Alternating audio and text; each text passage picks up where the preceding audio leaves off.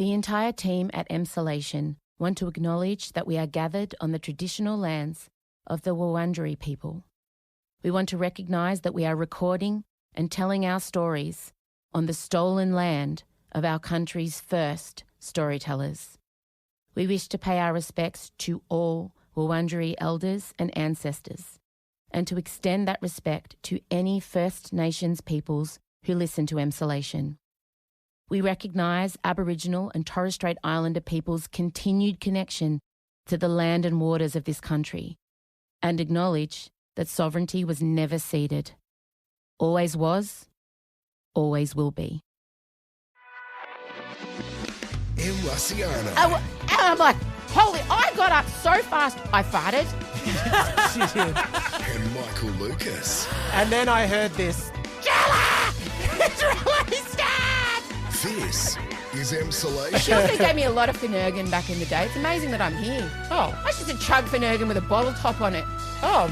my mum said that if she had a beer, then breastfed, I'd sleep better. You're in Emsolation. James is reframing, so my herpes are not in shot. What an opener. Thank you. Yeah, I used to get cold sores. And can you imagine being Do me? you like saying herpes because it sounds sexually transmitted? And No, therefore that's what it is. It's herpes simplex virus. it is sexually transmitted. No, No, it's different. it's actually not, but it's not. Well, it's Sort of. Well, I just feel like herpes sounds It's- like it has a more interesting backstory than cold sore. Well, it's the gift my mother gave me in the 80s. It just keeps giving. Thanks, Mum. Yeah. My children, none of them, touch wood. I used to call them school sores. No, that school sores are completely different. Herpes come up when I get really run down. And in high school, I remember I'd feel the tingling on my lip. And this was pre any sort of creams. I've got a patch on today. yeah. And I was already hairy. I was already Italian. I was already awkward. And I would feel that tingling. And it was like, oh, No, this fucking camel nah. can't take us another straw. What? It was the worst. And I would always get them around school time. And I would look like I had been like rimming a butthole made of razor blades. Like it was just this rash. I'd get the full dry upper Can I lip. just say if only? That was not happening when I was in high school. And so I have deep trauma around the herpes on my face. And I've been on top of them. I haven't had one in years. So why is it your mum's fault? Because if you give your kid a cold sore, that virus stays with you forever till you die. There's no cure for the virus. Oh. There's nothing. So my girls have been inoculated against HPV, but that wasn't around for us. But the herpes simplex, that virus, once it gets into you, and a lot of mums were kissing a lot of babies with cold sores in the 80s, that's it. You're done for life. Thanks, Jenny. I hope when Chella and Odette come out every morning, you're like, well, another day cold sore free. Thank me. Pretty much. Pretty much. I got my mum's cheekbones, I got my mum's sense of humour, and I got my mum's herpes. Well, Cheers. And she also gave me a lot of Finnegan back in the day. It's amazing that I'm here. Oh. I used to chug Finnegan with a bottle top on it. my mum said that if she had a beer, then breastfed, I'd sleep better. I remember my dad used to dip my dummy in full honey. Yeah. Like basically the whole thing would be deep fried in honey to keep it in my face. Shit. We could go on and on. We could, but we won't because there's so many other things to get to. Hello. Welcome to Emsolation. I have a cold sore sticker on my face. I'm having extreme sensory issues with it. I feel like it's all people are looking at. So You've got a beautiful bow, a Western-style bow to distract it. I am bedazzled. I am dressing in theme, but I'll get the. Oh my God! I'm going to keep. Don't touch your face. Don't touch your face. Could we get a clacker as well, please? Oh yeah. Wait, the want me to date's do not. it? I can't. Can you? Yeah. Yeah. Can you write the date on it? No. Autism. Got to get the rules here. Can you? God, the rain was shocking last night in Melbourne. But God, you know what? Good for the garden. I woke up this morning. Are we Tell the me you're second over 40. Of the 4th. Yeah, tell me you're over 40 without telling me you're over 40. Ready? When it rains. And clack. Good for the garden. Yeah, wow. What do you want, a high five for the fucking clack? What are you, a straight white guy doing the dishes? I wanted you to respect that I said clack instead of clap. Where's my coffee? Oh, please give her whatever she needs. Oh, thanks. Yeah, I've got a cold sore. It's no fucking stopping me now. Hello there and welcome to Emsolation. My name is Em Russiano. I've taken to I mean, you could have cleaned it, Ben. Look at this. No, it was a rush pour just then. Okay. And it was Zeke. You not me. know, Oh, the only straight man, would've that'd be cleaned right. Of course you would have. Gay. Hi, gay. I've taken to holding my coffee cup weirdly like Adriana Xanader's exhibiting a prize on Wheel of Fortune. Yeah. I don't know why. We are going to be putting them back for sale, though. I don't I'm think just you ever Beyonce. need to question when you pick up a trait from Adriana or Xanades. Oh, never forget. Never forget. Crossing Also, myself. if you hold it like that, it almost covers the cold sore. How dare you mention the cold sore? Sorry. Only I can mention the herpes. Now I'm self-conscious. Now I'm going to do the podcast like this. Like this. That's very Barbara. I think She she would chooses never the get other herpes. side. Herpes wouldn't dare. Herpes would show up and Barbara would be, pop, pop, pop, pop, pop. Nail clack, gone. Yeah. Gone. Never existed. Imagine a herpes virus trying to approach the Streisand compound. I don't think Get so. fucked. Get out. Welcome to Emsolation. My name is Em Rossiano. I can't do it. You do it. The sticker's annoying me. I can't do it. You do the intro. Her name's Em Rossiano. She's a singer, a writer. a stand-up. Oh, for What? fuck's sake. We've done 500 shows. Was I getting it That wrong? was right, No. wasn't it? No. No, it was the wrong order. Go, Chella, you do it. I'll mime it. Go. Jesus. You ready? Welcome to Well, Emsolation. welcome to Emsolation. My name's Em Rossiano. I'm a... Writer. Don't you start with singer? Writer. Oh, we had this last time. Okay, go. I'm a writer, a singer, a stand-up comedian, a maximalist power queen, a... Do you say podcaster A now? neurodivergent. A neurodivergent magic brain, a podcaster. Oh, and together with my best friend since I was 11, award-winning screenwriter, Mr. I Michael swear you Lucas. started saying podcaster because you are. I just love, if it's to protect the part of your face that I won't mention, it kind of defeats the point if you mime fully the whole time. Also, for the people who just listen to this podcast and don't watch it, they have no idea. Well, true. Well, here we are. Fucking press everything. Good for her. Happy Easter to those who observe. Indeed. You should have seen me trying to explain Easter to Elio. That guy is so confused, my 5-year-old. It's like, what's Easter? I mean, that's a loaded question. He certainly knows it comes with, hopefully, a very elaborate egg hunt. Well, I failed. I know it's Autism Awareness Day. And by the fucking way, can... Sorry, what? Oh, God. We haven't even got to the first... Sorry. I don't think this even counts as a side quest because I don't feel like we were even on the main track yet. Does my autism offend you? No, Are you exhausted by my autism? no. Today is Autism Awareness Day. Oh, You can God. fucking shove that up your ass because you don't need to be aware of autism. Oh, like you need to be aware of bears in the area. Like you need to be aware of a giant puddle or a pothole. Fuck that. You need to accept us. You need to love us. We are here. And this whole idea that you need to be aware, like, oh, there's an autism, run. Let's re-message. Well, isn't it? Don't you have to first start with knowledge and awareness before you get to No, acceptance? let's just go straight with acceptance. I don't need to make you aware on one day. I'm here 365. Trans people, queer people, disabled people, we exist every day of the year and deserve that same level every single day. You don't need fucking awareness. Shut up, Chella, what? Like that's still the message of the day, is it not? Maybe it's not in the explicit language. No, but the word reinforces neurotypical straight people's ideas that it's something to just be aware of. yeah. It doesn't entice them to engage with it at all. It's just something that they need to, like step around. I want it to be more immersive than that. Oh, fucking hell. I mean, I just think there's a lot of people that aren't properly educated yet on either topic. Like, there's still plenty of people out there that, as you said in your speech, still they think autism, they think Rain Man. Yeah. And so I feel like Aware, not accept. I mean, accept, not aware. Aware. You can be aware. I'm aware of... Okay, I'm going to stop. I'm aware of things that I don't agree with, but I don't accept them. Like, there's a difference between acceptance and awareness. But what and if you're a it's giving person people that the hears choice. autism and that thinks Rain Man, and so then you think, well, I'm accepting Rain Man. But why can't you accept and educate? You can. It's not saying. It's not saying. I don't It's like not the saying awareness, but definitely not acceptance. But that's It's how it saying- feels. So the A word should just be acceptance. Okay. Autism acceptance lifetime, not day. Now, we did go away on the weekend. We did. We spent Easter together. We did. And you got to witness the Easter egg hunt I did. for my son. The highs and the lows.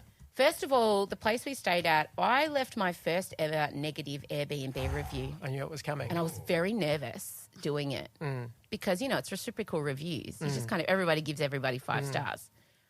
But we had no internet. We didn't. 0. And it was kind of crucial considering what was happening in the world. Beyonce, I mean, all I'll say is thank God in the end it was not a visual album because we would have been caught. Oh, no, we would have been driving up, sitting on the hill somewhere with our phones desperately. Yeah. No internet, no Wi-Fi. The Wi-Fi didn't work. They only left 2 dishwashing tablets, empty soap in my bathroom, no washing powder. Like, they didn't look after us. And I just... And while still charging a pretty penny. Oh, my God, it was so expensive. So I did... on Airbnb, you get to send a private note that doesn't get published. Yeah. And I just said all of the things. I gave them a list. And I tried to do the nice shit sandwich where I said, the pool area was great and my son really enjoyed the backyard. But shit. And at the end, but I also appreciate that this house is for sale and perhaps these things were overlooked because the owners have cut and run. So I tried to do the nice thing. Yeah. Anyway, part of the weekend was obviously Easter and me trying to explain, we just left all of the Jesus stuff out. I couldn't. And then Elio says to me, why does the Easter bunny give us eggs? Like, what have we done to deserve that? It's a fair question. Yeah. How does he make the eggs with his big paws? You heard that question. Fair question. How does he get the foil on them? Why are the same eggs available in the shops? Why doesn't the Easter Bunny just go to the shops and buy them instead of making them himself? How does he get all the way around the world? How does every kid get the egg? Yeah. And the biggest sadness for Elio is that, as he said, and I do have it recorded, let me just play what happens when Elio... You heard him announce what happens when he eats chocolate eggs. That's right. And what happens in your pants when you eat chocolate? I shit my pants. All right, that's enough. I love you. It's true. It He progressed. also said that to me as well. Oh, he chanted it after you left. Yeah, and then we were at the beach and there was a couple walking past and he went, Chella, you shit your pants when you eat chocolate, right? We're all allergic to chocolate. And then once he had all the eggs collected and there's this whole big thing of we'll get home, we'll share them with Chella and Odette, he started chanting, Chella's going to shit her pants, Chella's going to shit her pants. Yeah, he does. Bless him. But we had a bit of a disaster Easter morning. Well, You can describe it. You're the storyteller. I think we went into a trough, Yeah. but then you elevated. You saw it all. I'm glad you witnessed it because people may not believe me. I did. Yeah. So Em had prepared a Easter egg hunt that I'm just going to say was about 80 times more elaborate than anything we got as children. Certainly than I got as Can children. you explain your Easter morning experience? Well, basically, I didn't even realise there was supposed to be a hunt element. I just thought you came out and there's on the table a bowl of eggs. And I interrogated my mother about this. Wait, didn't you say there was also cut up fruit? Yes. It's Oliver Twist, the Michael Lucas No, but story. I got some eggs and then cut up fruit. And it was the inference that the bunny cut the fruit up for you? Who cut the fruit? See, unlike Elio, I think I was just like, chocolate that's for me, I'm going to take it and not ask questions. So I don't... And was the fruit to balance the unhealthy? Yes, absolutely. Your mum. She didn't want me to just have a breakfast of chocolate. I know. I've never heard of the Easter Bunny leaving cut up fruit.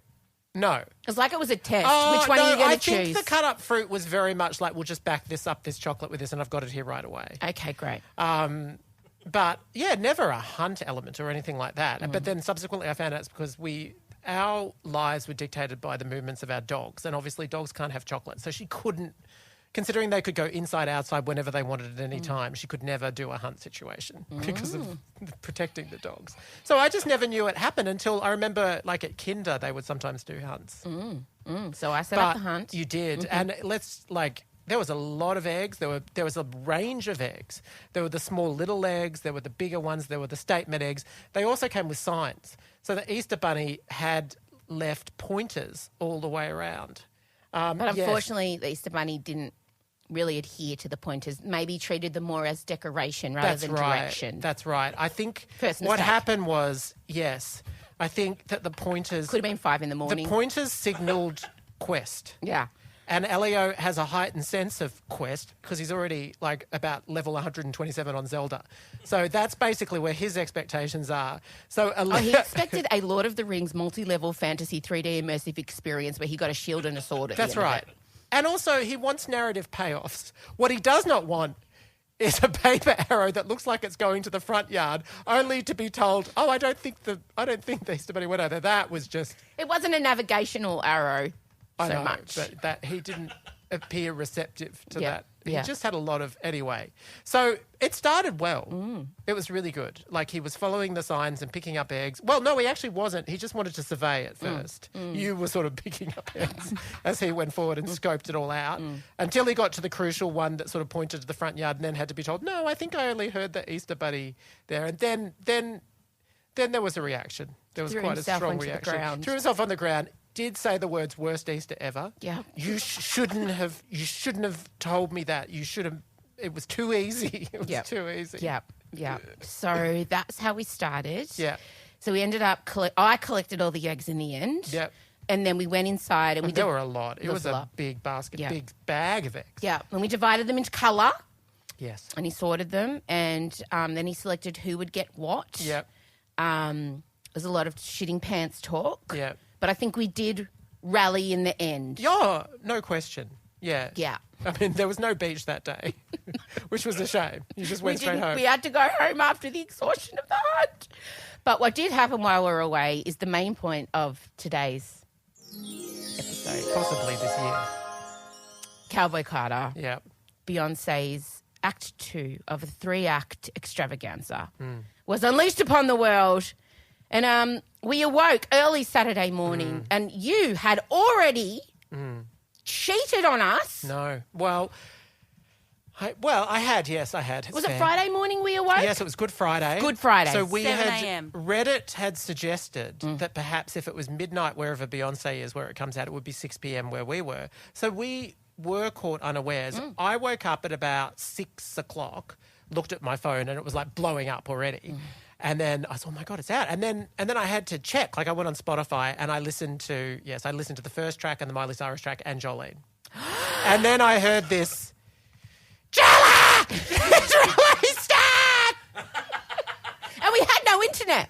No. So we're in this place with no internet. Well, yeah. So I found one spot in the house. I downloaded the whole album and we decided we would all listen to it with our headphones on. It was the Yeah. most introverted listening party. It was a silent disco. It was a silent disco. In retrospect, because at first when Chella pulled out her speaker, I thought that's just not going to cut it for this album. In retrospect, I think it could have and it would have been good if I think I made a wrong move there, although you would probably say you needed it. I needed to have it fed directly into my soul because when I listen to an album, the first listen is often the one that imprints what's going to be, put into canon, what's going to be Yeah.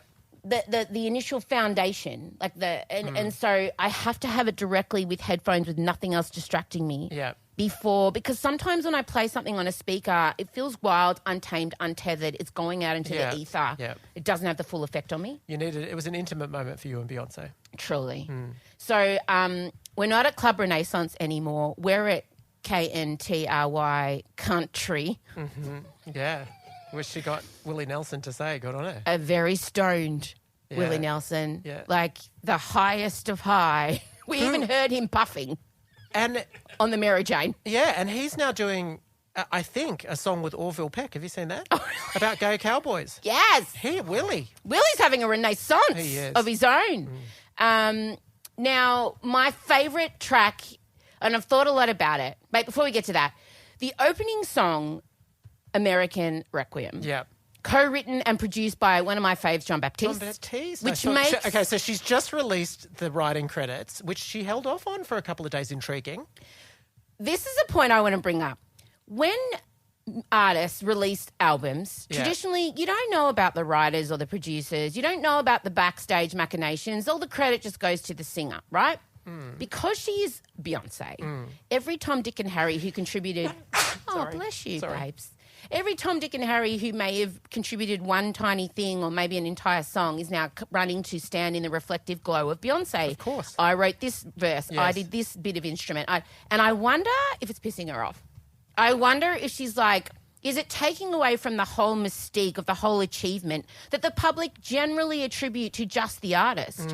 Like when we think of big artists, Taylor Swift, Beyonce, Michael Jackson, Diana Ross, Celine Dion, they all have multiple. Well, and some that you mentioned have no part in the writing No, of the songs at all. but people Celine, don't really get Diana, that, I do don't they? think are writers. Yeah, like people don't really think about, No. oh, she didn't write that song. They just think that song is sung by this person, and forever my brain will think that song is written by her. But so many of the backstage Bettys are coming out. I wonder if it's pissing her off. I want to know. Because there were no credits on any of the songs. No. That's the first thing I checked. But there were some interesting things because apparently the vinyls that have been pressed have different track missing lists. 5 tracks. Yeah. And also, Rose was called Sir. Wow. I know. And I have issue with the song she wrote. The song she wrote for Rumi is this beautiful Protector. It's one of my favourite songs. It's this whole beautiful thought. And then poor old Sir just gets a little bit of I hope you're okay later in life. I love you. Felt like a bit of an afterthought. But yeah, American Requiem, co-produced by John Baptiste, which makes total sense. I saw it referred to as a modern-day Bohemian Rhapsody, and I agree. Yeah, that's what it reminded me of. The way that it began with that choral and then breaking into the rock. I mean, it just felt like... It felt like we were already in the rock renaissance, and I loved it. I loved it to death. Anthemic. Bit of Tina in there. Yeah, totally. Oh, a bit of Mick Jagger. That's such so a great good. beginning. Now, I also want to talk about Jolene. Yes. Right. We need to talk about it. Okay. Jolene is the most covered song in the history of songs, basically. Like, everybody's done a version. And if you're going to cover Jolene, it's very hard to not make it feel like you've just loaned it from Dolly for the day. Totally. It's always Dolly's song. Yes. And I know Dolly came out and said, I want Beyonce to do for Jolene what Whitney did for I Will Always Love You. But I would arguably say Dolly did that for Jolene. Yes, and also I just don't think that sort not of the same bombastic treatment would work. Like there was always something a bit pensive about Jolene. But which Jolene was got what to the was great. heights on its own that I Will Always Love You got to. Do you know what I mean? Like Jolene on its own as a standalone, like the I Will Always Love You from Dolly was not as huge as what Jolene was, basically, when both tracks were released. Weirdly, no, Jolene was only got to like number 32 or something on initial release. But the longevity of yes. it, and like it's just so synonymous with Dolly. I think it's just that didn't get turned into profit in quite the elegant way that I Will Always Love You did. True.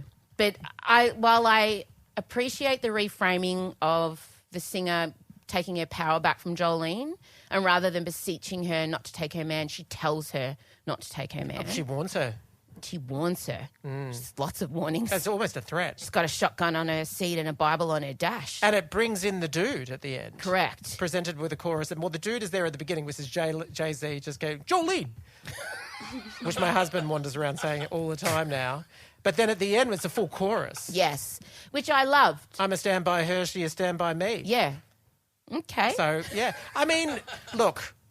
It's great. I mean, I love the added, the what kind of choir aspect at the end, that Me too. refrain. That addition It's is great. brilliant. And It's it takes it to another level. The lyrics, the rewritten lyrics, okay, well, firstly, the only credited writer is Dolly Parton. So is this Beyonce trying to imply that Dolly rewrote those lyrics, or is it just her sort of going, as if I'm going to take a writing credit off Dolly Parton? I'm going to give her 100% of the publishing, because Beyonce wrote those lyrics. 100%. Yeah. Well, did she?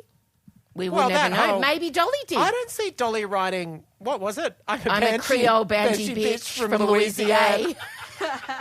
I know you know it. I know I'm the Queen. Can you give me the opening, what Dolly says at the start? I know you know it. Oh. Okay, here we go. It's like, hey, Miss Honeybee, it's Dolly P. Wait. Yeah, one job. I know. Remember that Huzzy? Huzzy with Huzzy Zeds. with the good hair you sang about? Well, I knew someone like that back in the day, but she had locks of Flaming Auburn hair. auburn hair. Different shade, but still hurts the same. Sure. So what? So yeah, look, I love it. I'm not dissing it, but I just think it still sounds like B's just covering Dolly.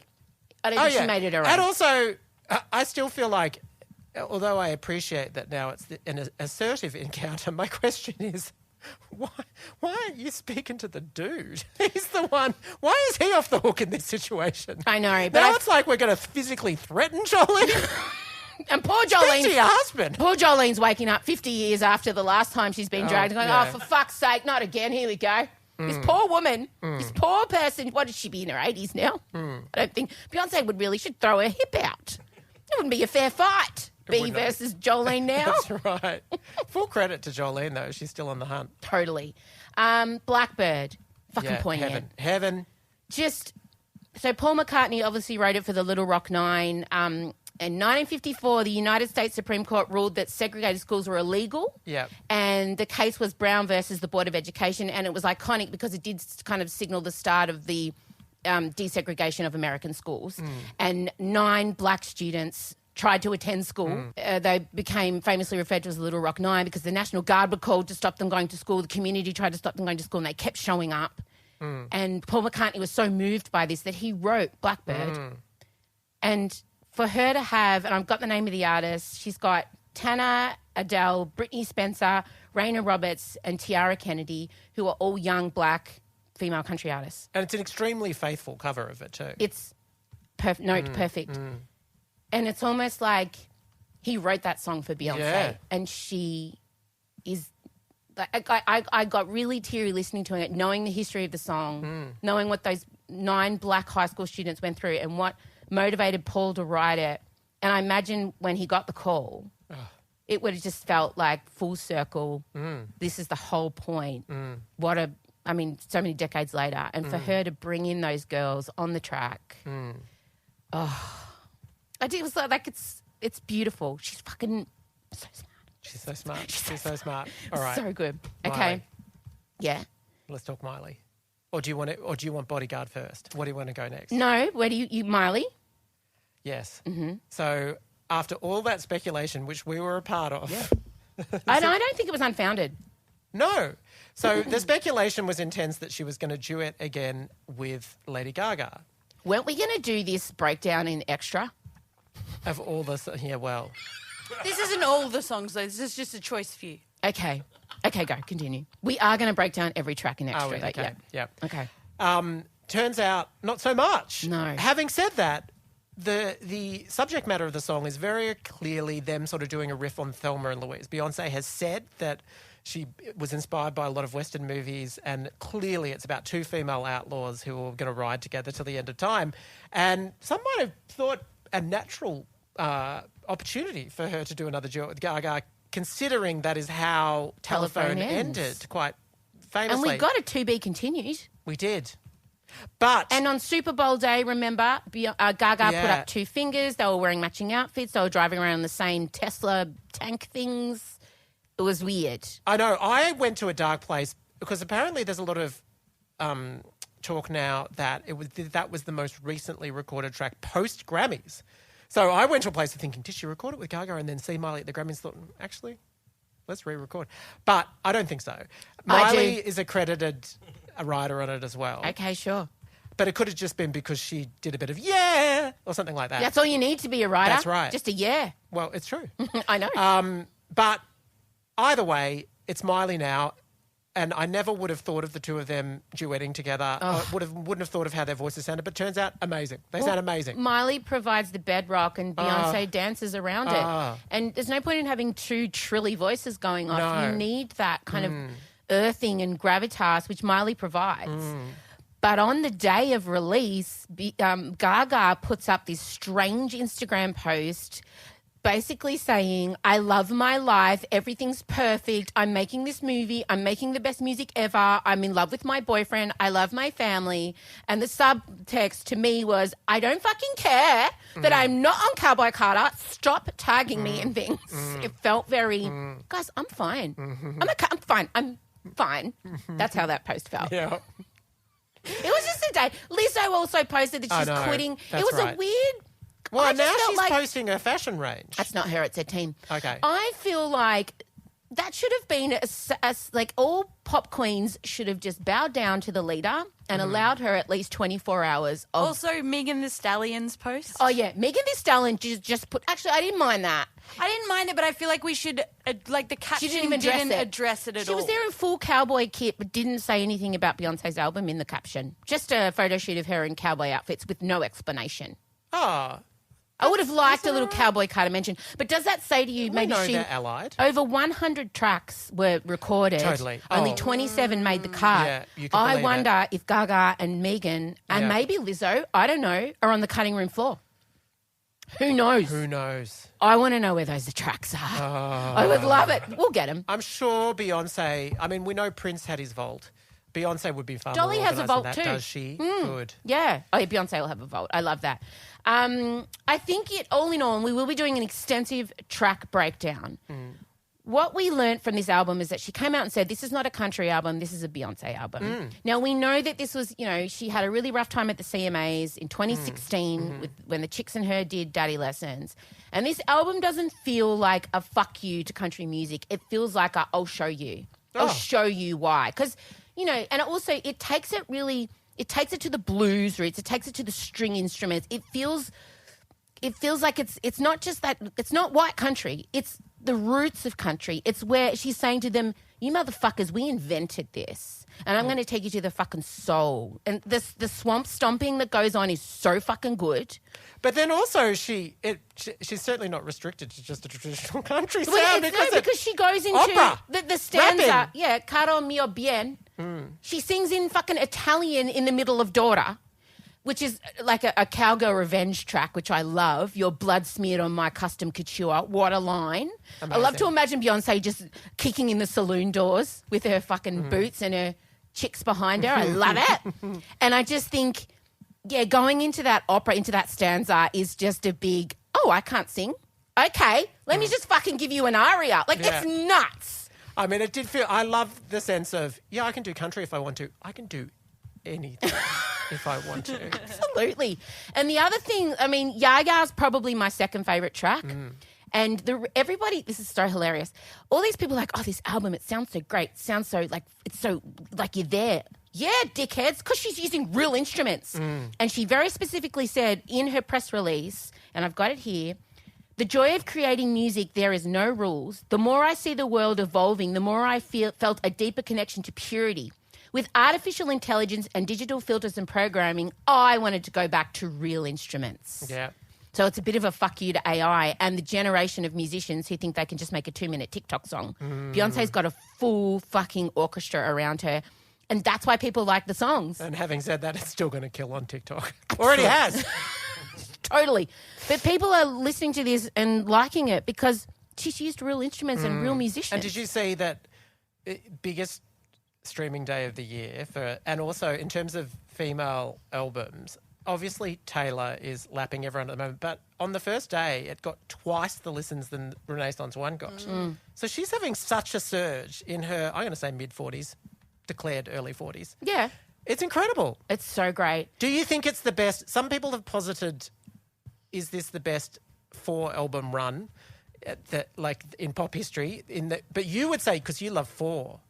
So but basically we've had Beyonce, Lemonade, Renaissance 1 and Cowboy Carter. I just think what we've learned is don't piss off Beyonce or she will plot a long revenge as Jay learned in Lemonade, as the CMAs are learning. I just think it's just I think what we're going to say is don't fuck with the Queen. Yeah. Or she will sit for an 8-year period and hatch a 3-stage fucking musical extravaganza revenge. I don't respect it. I'm taking notes, Beyonce. She doesn't retaliate in the moment. She has a quiet, soulful moment when she says, I'm now going to spend 7 years coming up with a masterpiece to address this. And I will make billions of dollars in the process. The only song I don't like is Levi's. Intriguing, yeah. It has grown on me a little. Nah. It feels like it's on the wrong album. It's cute, it's sweet, but it felt... It doesn't live up to, you listen to American Requiem. I know. It did feel to me a little bit like I want to cover all my bases and I want to make sure there's some poppy radio hits here. So I'm going to get Post Malone and we're going to have yes, well... You know what's interesting that's been coming up a lot is the comparison to Lil Nas X, Old Country Road, and how he was treated when he released his song. Remember that? Yes. It was removed from the charts. Yeah. And it's interesting. Yeah, it's interesting. I've been listening to a lot of black country artists. There was a great podcast I listened to today just talking about how only 8 black women have charted on the Billboard country charts in the history of the charts. That's terrifying. Terrifying. So the fact that she's doing this now and the establishment is kind of they've got no choice. They have literally no choice but to allow her onto the charts. She will dominate every category at the fucking CMAs. Like, can you imagine the press around this year's CMAs? And also, amazing. And then, but also, at this point, I'm obviously terrified about the election results in America, but also, can America survive if Beyonce doesn't win Album of the Year this time? I mean, she has a Jay-Z's shot put it at out them there. in their on the album too. She mentions the Grammys not giving her. Yeah, totally. Yeah, I love it. Also, she has to perform, right? Like, if she's going to dominate, Yeah. she has to perform. Here's my tip. She's done a big photo shoot in Japan. She's going to announce Asia tour for this album. Australia will get this album on stage. Okay. My prediction is she's specifically focused on doing promo around Asia. And I genuinely think she's going to tour this. I think she'll put it on at the Sphere in Vegas for America to come to her. Maybe she'll do one show in Texas. And then I think she'll do all the countries she left off. China, India. I think she'll come over our side for this album. True. And that podcast you were listening to said that Australia was it the third Yeah. most country to listen to? You know what I'm trying to say. And country music is big in Australia. We have a rich history with it. There's also a lot of Indigenous country artists that she could feature in her show if she did. You know, she's not going to bring everyone across. But I just think, I really feel in my waters we're going to get this album. And if it goes to Japan, jets are $300 flights at the moment. So don't worry, I've done all the research. Brilliant. It's going to be great. I also want to mention she has Linda Martell, which is incredible. She was the first black woman to perform at the Opry. And she's on there just saying, you know, at the scale of spaghetti. She's Yes. like, yeah. Genres. Yeah. Yeah. So all in all, fucking great. She's delivered. She's delivered, and it has this. My only concern is I've liked it so hard so immediately, which did not happen with Renaissance. 1, but it does make me worry. Is this a torrid affair that's going to burn out? Totally. I've played it so much. Elio Yeah. knows all the words. Yeah. Elio's singing words he should not be singing. Well, I do like, he sometimes just chooses to say his own syllables. 16 carriagent. Yeah, yes. He loves that. 16 carriagent. That's Yeah. all he knows. I think, I've fallen in love with it. The other thing I love, it is like a warm breeze on an afternoon where you're feeling a bit sad about going to work on Monday. It does have a lot of minor notes, melancholy country feel. And even though the song's some are up, some are down, it does have that feel of an old friend when you're listening to it, which is what country is. So she's just bottled, in essence, the feeling that country music does give you. Like, imagine sitting on a hot afternoon, home. cicadas on the porch, mug of something on the swinging seat, and it's the last vestiges of summer. You're watching your kids play. The sun's got, it's got all of that about it. I love it. Well done, babe. We will be going into a track-by-track dissection. We wanted to put it in extra so people could choose it. Yeah. As though we've been very restrained up to that. Didn't we just go for 21 actually minutes? have. How long did we just go then on that review? We started at about. Hang on, I'm scanning back. There's Doesn't quite a it few say on the things. record count there? We're at 37. But Okay. I don't know the when intro we was pretty started. long too. Okay. You I'd did say, the shit your pants thing as I would well. say it's 20 minutes. Was restrained. The other thing that occurred over the weekend was we witnessed cinematic mastery. We did. we fought our way to cinematic mastery. We were up against it with our internet No connection. internet. We were figuring out all sorts of intricate tetherings and how could we attach this to stream that, to screencast that. We were just desperately trying to be able to watch something. Yeah. And then Marchella says, "Oh, I can get the Lindsay Lohan film Irish Wish on my laptop. I've got enough juice. We can do it." And we were like, "Okay." Literally all our eggs were in this one basket. Yeah. And we didn't know what was going to happen. We didn't know. The Irish Wish. Let's insert a little bit of the Irish Wish here. What brings you to Ireland? A wedding. Well, congratulations. Oh no, it's not mine. It's my friend's. I can't believe Paul and Emma are getting married. You balance me out, Madeline. We do make a great team. We do. Hi, Mom. I can't help but think that things would be different if I had told Paul how I felt. You're gonna have to start speaking up for yourself. It's too late now. I wish I was marrying Paul Kennedy.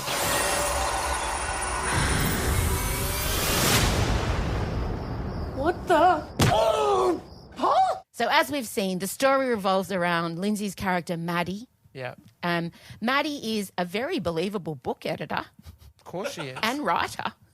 And you know how you know she's a writer? She wears glasses and right. tweed. That's, of course, as I do constantly. All the time. Yeah. If I see you in one more tweed outfit and a pair of Exactly. non-prescription glasses. Now, the love of Maddie's life is her author, the one that she looks after, and she has to witness him fall in love with her best friend. Well, but there's also problems right from the start with that author Yes. because she is doing a lot of ghostwriting that is uncredited. Also, he is insufficiently attractive. We were not pleased with the choice. No, we felt like she needed an upgrade, and thankfully the story provided Well, to an extent. now the writer supposedly was Irish. I mean, you couldn't tell that by his accent. That is genuinely the most shocking reveal of this podcast so far. The person that wrote Irish Wish was Irish. I just want to also let him. No one from Ireland was harmed in the making of the Irish Wish. Oh. I don't think one actor who was supposedly Irish was. No. I think we can confirm. Well, I Did mean, they I'm even sure the shoot checks it? would have been okay, but you'd have to live with yourself afterwards, and then you don't want to become a target in your own country. Well, you're right. And the Irish, they do hold a grudge, and rightly so. So, yes, she ends up agreeing to be a bridesmaid in this wedding, and she flies to Ireland, and we meet the author's family, which seem aristocratic. They're quite wealthy. They're living in a castle. The mother's awful, not Irish. The father, fine, not Irish either. Nobody even tried to do an Irish accent. And but then, Well, we were thinking at this point that we were settled into my best friend's wedding. That's basically what it was. Yes. That's what we thought. I personally, or maid of honour, Patrick Dempsey. yeah. What I didn't foresee was that there was going to be a fantastical element. Well, you picked up your phone when she arrived in did. Ireland, and I was nervous. Us switching off. You did. And when Yeah. Michael picks up his phone, I'm like, oh, God, what's going to happen? And then she went for a walk, and we came across a Game of Thrones style tree with magical blossoms. It was a Japanese cherry tree. The colour's not Yeah. dissimilar to some of the blossoms behind you. It was a Japanese cherry tree in the middle of Ireland. Of course. And she sits under a bench. And Michael at this point has switched off. Chella's got her phone. Adrian's dozing off. Yeah. And then all of a sudden, a fucking magical wish bitch, Saint Bridget, appears. Yes. And I'm like, holy, I got up so fast, I farted. She did. Em was so galvanised by this plot development. She let one rip and then raced to the door and then pulled it open and started swatting her hands. I'd been eating whilst Easter eggs. laughing hysterically. You're lucky there wasn't follow through. That's right. Well, I'm not entirely sure there wasn't. But it was quite a moment. And she was there inexplicably in a bit of a cultural appropriation action in a sari with a matching scarf. They'd made some choices. Yeah. And we coined St. Bridget the Wish Bitch. That's right. And so there'd been no clue that we were headed into a magical Not element. one sign. No, the title of the film didn't give it away at all. You're right. You're right. No, I mean, I thought that she was going to wish, but I didn't think there was going to be some sort of fantastical No. wish-fulfilling. A literal, and the title is literal. Yeah. We gave the film too much credit. We did. We thought it was like, oh, I wish I could Yeah. be Irish and marry this Yes. person. But no, there's an actual wish, There is. as it says in the title. There is. She wishes with the Wish Bitch, as Yeah. we called St. Bridget, the lady in the sari who's not Indian. And I don't think she was Irish either. I don't think her accent was great. She says, I want to marry this author. And then all of a sudden, we get this kind of, the leaves, all the blossoms leave That's the cherry right. tree. Yeah, a bit reminded me of Pocahontas, actually. Stunning. That kind of, yes, yeah. colours of the wind. And then Lindsay wakes up in glamorous pajamas and there's someone in the shower. And she gets up. I'm sorry if this is spoilers, but our retelling is going to be more entertaining than you actually watching it. There's someone in the shower. Like, I could be in the shower. Who is that? She doesn't know. And it's the author in the shower, nude. Lindsay is shocked by this, falls over, but she's looking very glamorous. The Wish Bitch gave her an upgrade in her pajama situation.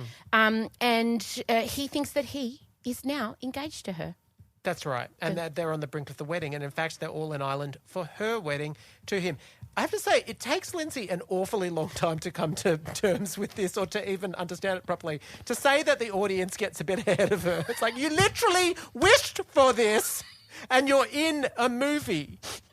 Accept the reality that you're in so we can just get on with the shenanigans. It's true. Lindsay never didn't look 10 out of 10 glamorous. I want to say the hair, perfectly curled. Perfectly the makeup, curled. perfectly. She would wake That's up right. in full face. We thought she looked great.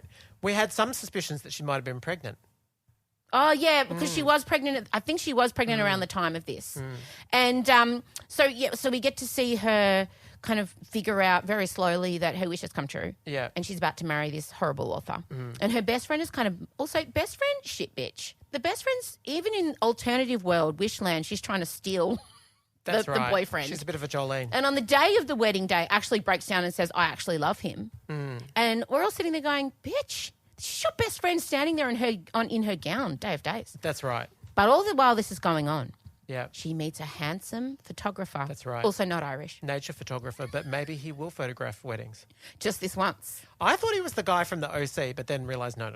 No, but looks similar. Yeah. And they go scouting for locations, and when you know it, because the old mate tried to crack onto her in bed, she accidentally knees him in the balls. And so he can't go scouting. So she goes with this hot photographer who the storyline. Oh, we forgot the main part, Dr. Quinn Medicine Woman. Well, how easy to forget her because she's so segmented from the story. So the other main star in this is Jane Seymour, famous for many things, but mostly for Dr. Quinn Medicine Woman, who plays her And if mother. Homer Simpson's voice isn't in your head now saying, Dr. Quinn, right. Medicine Woman. But what's really incredible about this is shares not one scene with Never any other meet. cast member. She's exclusively on phone calls. She never actually makes it to Ireland or to the wedding. She's Lindsay's mother. That's right.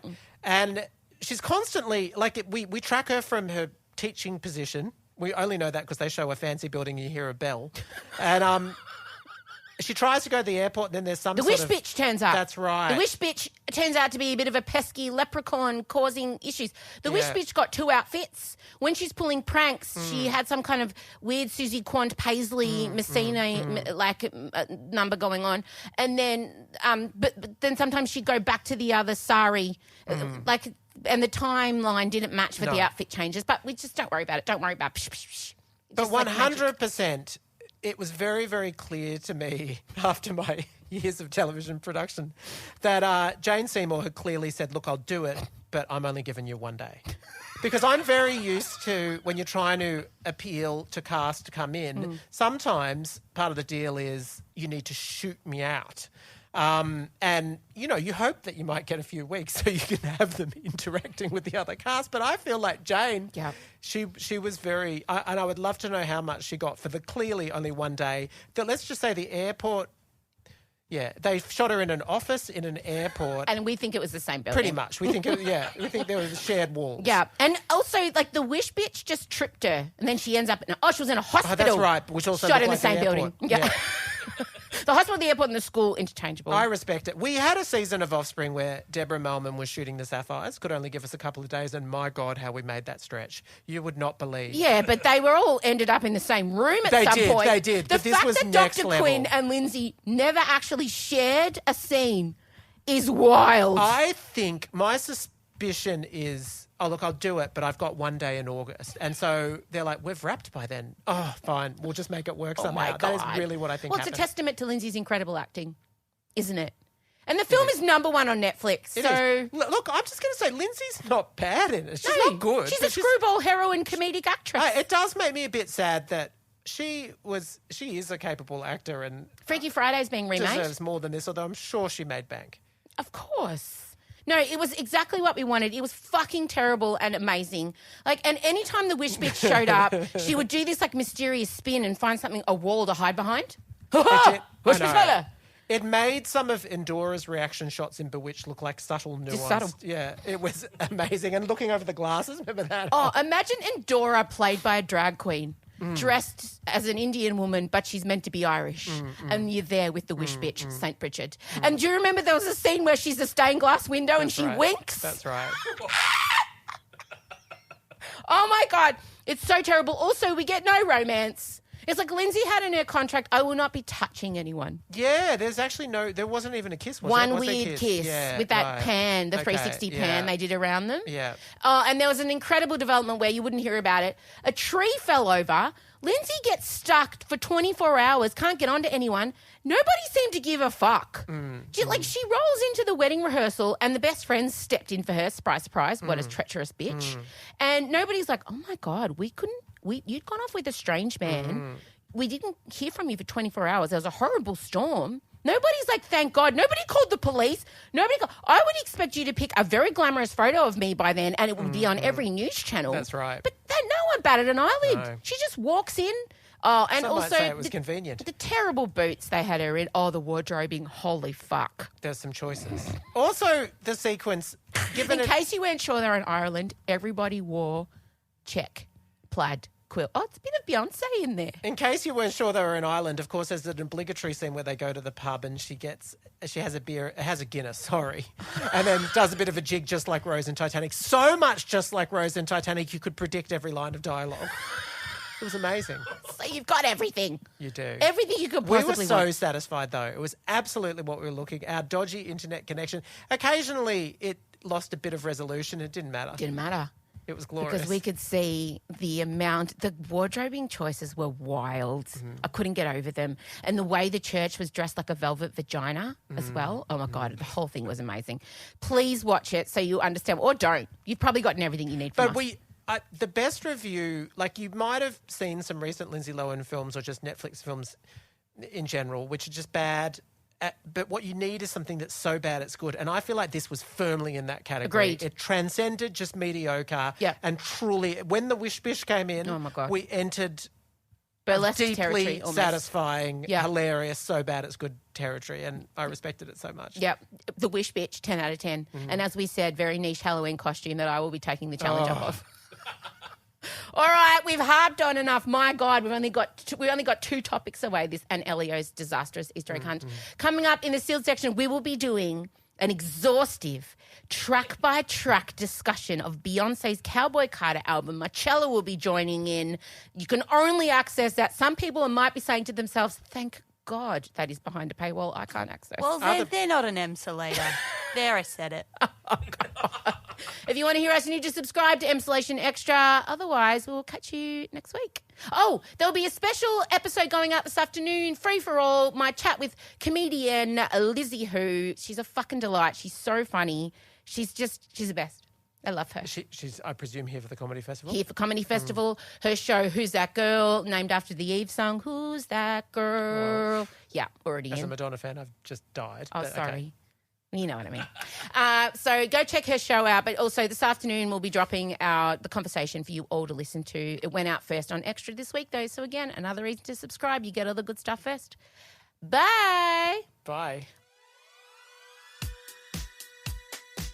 To enjoy today's sealed section of Emsolation, upgrade your experience and join the Extra family with our premium service, Emsolation Extra.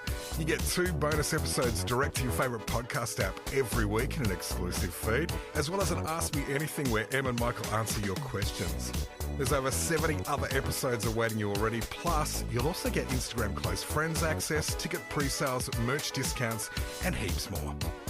Help Em keep this independent neurodivergent business alive by supporting us for less than $2 a week on our yearly plan or less than $2.50 a week on our monthly plan. Just sign up at emsolation.supercast.com now. Emsolation is recorded at Down the Hill Studios, hosted by Em Rossiano with Michael Lucas. Executive produced by Benjamin Wasley, produced by Em Rossiano. Edited by Ezekiel Fenn and videos by James Henderson. Socials by Benjamin Wasley, Em Rossiano and Marchella Rossiano-Barrow, with assistance from Jem Evans and Isabella Hines.